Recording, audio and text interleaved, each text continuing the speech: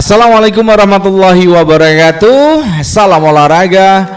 Pemirsa yang ada di seluruh tanah air, berjumpa kembali dengan saya. Kali ini Jello Custen yang akan selalu mengulas bagaimana sepak bola Indonesia.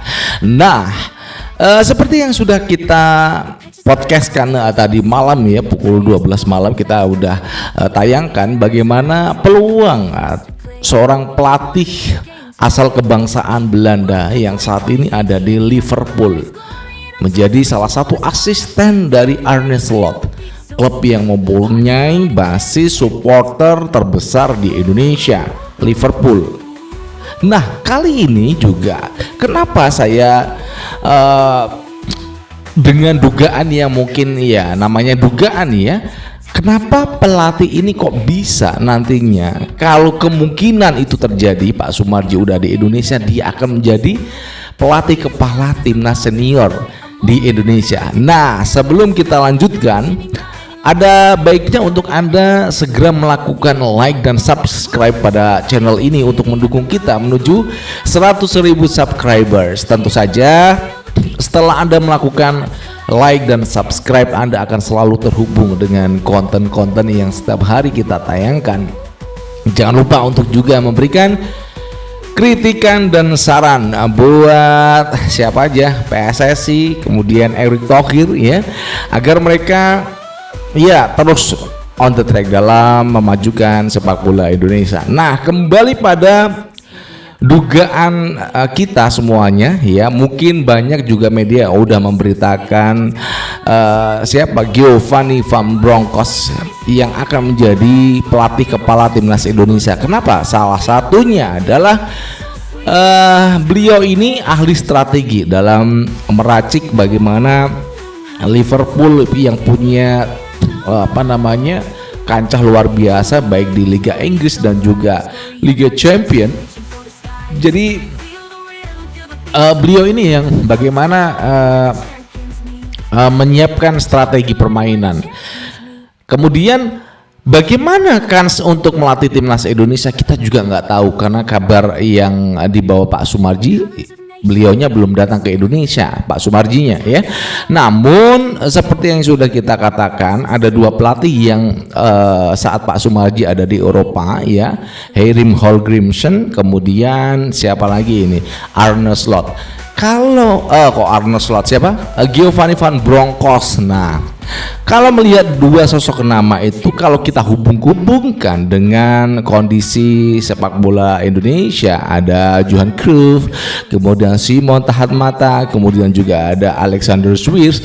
Kenapa kita kok merucut ataupun mengerucutkan sebuah dugaan ini kepada seorang Giovanni Van Bronckhorst? Karena satu, orang-orang yang ada di PSSI, direktur teknik, kemudian Johan Cruyff, Om Simon ini orang-orang Belanda.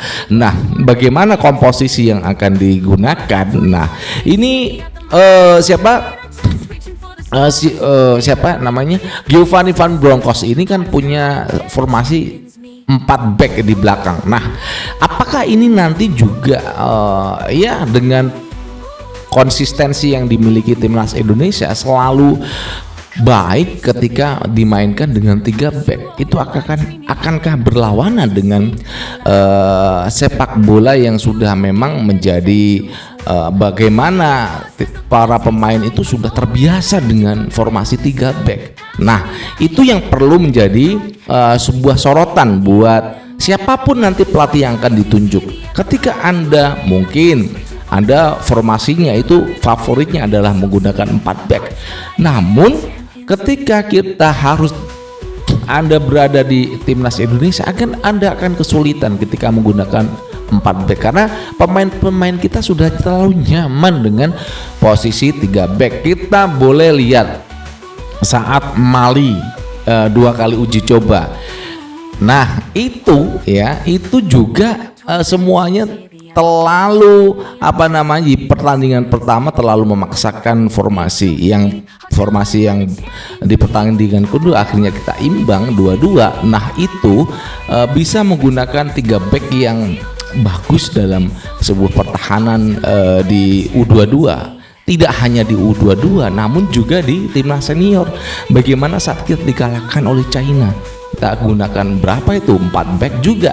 Nah kita kalah di sana. Karena apa? Pemain kita agak kaget dengan lowongnya lini tengah yang cukup kuat karena terpotong satu pemain ya. Itu kan juga nggak nggak worth it ya untuk timnas Indonesia untuk memaksakan dengan 4 back ya.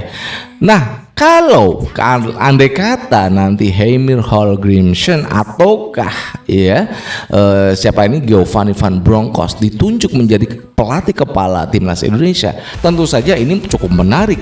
Apakah mereka akan kaku ataukah memang ketika mereka menggunakan 4 back prinsip dasarnya adalah ketika mereka melakukan penyerangan ataupun bertahan, mereka bisa merubah formasi yang cukup fleksibel dan penempatan pemain yang pas. Itu untuk Heimir Hallgrímsson ataupun Giovanni Van Bronckhorst. Nah, kalau saya sebenarnya saya lebih setuju ketika timnas Indonesia ini ya dilatih oleh Timur Kapatse, karena satu, di Asia beliau ini udah punya pengalaman bertanding saat menangani Uzbekistan dari Piala Asia U23, bahkan sampai meloloskan Uzbekistan ke Piala Dunia, meskipun beliau harus mengundurkan diri karena memang ya Cannavaro diangkat sebagai pelatih kepala di Uzbekistan. Itu kan juga menunjukkan beliau ini kan sebenarnya pelatih hebat ya, saya rasa untuk ukuran Asia ini pelatih yang cukup luar biasa, ahli strategi.